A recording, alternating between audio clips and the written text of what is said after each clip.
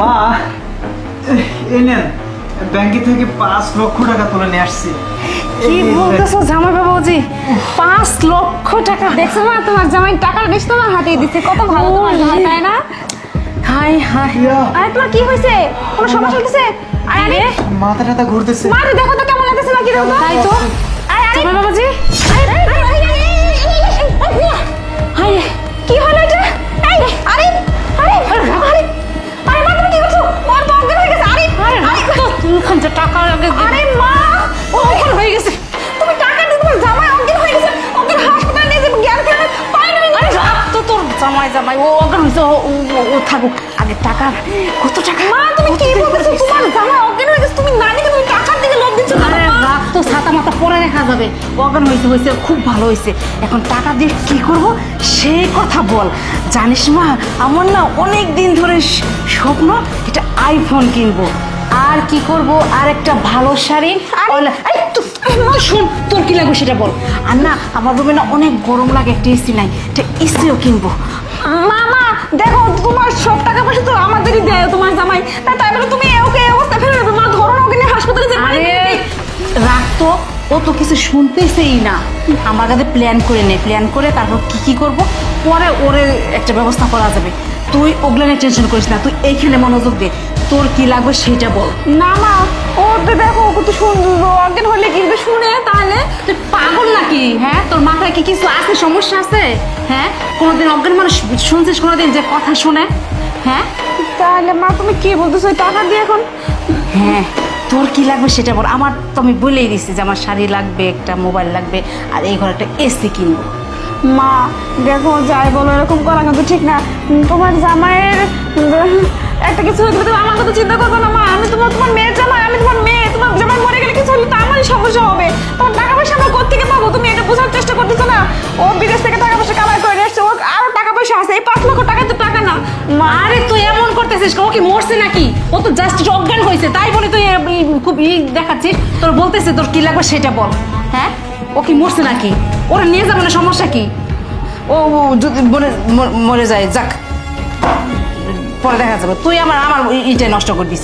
আমি এত সুন্দর প্ল্যান করতেছি, সব দিছিস আমার ফেসকে তুই। তাই না, এখন কি করবো তুমি এই টাকা দিয়ে? বলতেছি না যে আমি এই প্ল্যান করব। এখন একটা কাজ কর, যেহেতু আমাদের প্ল্যান করা হয়ে গেছে, তুই একটু পানি নিয়ে আয়। পানি ছিটে দিলে ও ঠিক হয়ে যাবে না। না মা, আমরা তো ওটা হাসপাতালে নিয়ে যাই, অনেকক্ষণ থেকে অজ্ঞান হয়ে পড়ে আছে। হাসপাতালে? পানি ছিটানো লাগবে না মা। আরে আরে আরে জামাই বাবুজি, তুমি এই শোনো মা, পানি নিয়ে আসো। হ্যাঁ, অনেক হয়েছে নাটক। এবার মা বেটির নাটকটা বন্ধ কর। আরে কিসের নাটকের কথা বলতেছো তুমি?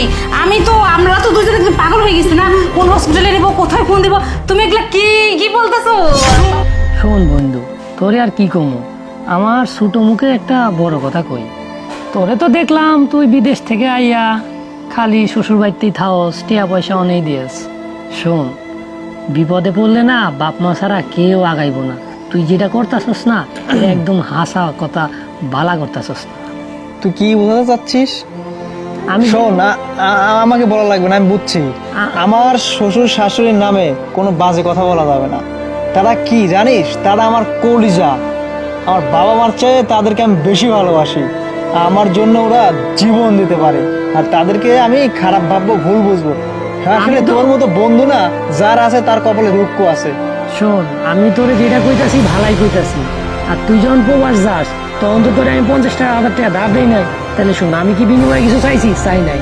কিন্তু তুই তোর বাপ মায়ের লগে যেটা করতাছস এটা ঠিক করতাছস না। শোন, তোর যদি মনে হয় এতই ভালো তোর শ্বশুর শাশুড়ি বউ, তোর একটা কথা কই, বন্ধু হিসাবে মনে করবার পারো সেটাই শেষ অনুরোধ। তুই কালকে ব্যাংকে থেকে 5 লাখ টাকা তুলবি। তারপর তোর শ্বশুর শাশুড়ির কাছে নিয়ে যাবি, নিয়ে গিয়ে টেয়াগুলো দিয়ে খালি অজ্ঞান হবি, মানে অজ্ঞান হওয়ার একটা ভান করবি। তারপরে দেখবি যে তোর শ্বশুর শ্বশুর তোর কত ভালোবাসে না তোর টেয়ারেই ভালোবাসে, তাহলেই প্রমাণ হয়ে যাইব। আর তারপরে যদি মনে করস তোর শ্বশুর শাশুড়ি ভালা, যা, তোর লগে আর আমার কোনো সম্পর্কই নেই, যা।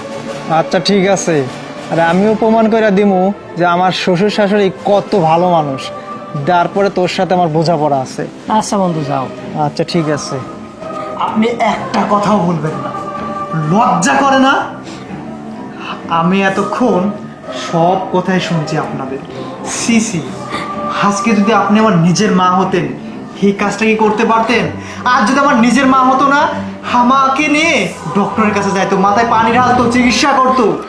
আর আপনি আপনি যে পর সেটা আজকে বুঝিয়ে দিলেন। হারে হারে আরে আপনাদের কি দেই নাই আমি? হ্যাঁ, আমি বিদেশে 5টা 10টা বছর থাকছি, আপনারা যখন যা চেয়েছেন তাই দিয়েছি।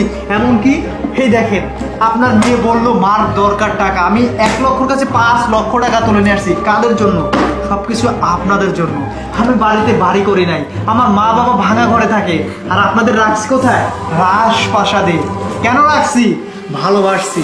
আর ভালোবাসার প্রতিদান আজকে এইভাবে দিলেন মা বেটি, এটা ভাবতে পারি নাই। আরে তুই ভুল বুঝতেছ, আমি কিন্তু তোমাকে নিতেই চাইছিলাম, কিন্তু মা আসলেই আমি আসলেই কি বলতে চাচ্ছেন আপনি? হ্যাঁ, আপনি ক্ষমা চাবেন আর আমি আপনাকে ক্ষমা করে দেবো? কখনো না। আপনাদের টাকার দরকার তাই না? এই নেন, এই টাকাগুলো আপনাদেরকে ভিক্ষা দিয়ে গেলাম। দেখি এই টাকা দিয়ে আপনারা কতদিন চলতে পারেন। আর এরকম টাকা না আমার ব্যাংকে অহরহ আছে। আরে ভালো থাকবেন। আর আপনার মেয়েকে খবরদার আমার বাড়ির সীমানা যেন না যায়। আমি তোমাকে ডিভোর্স দিব। ডিভোর্স লেটার নিয়ে নাও। বাই। তুমি এই কাজটা কেন? আরে শোনো, জামাই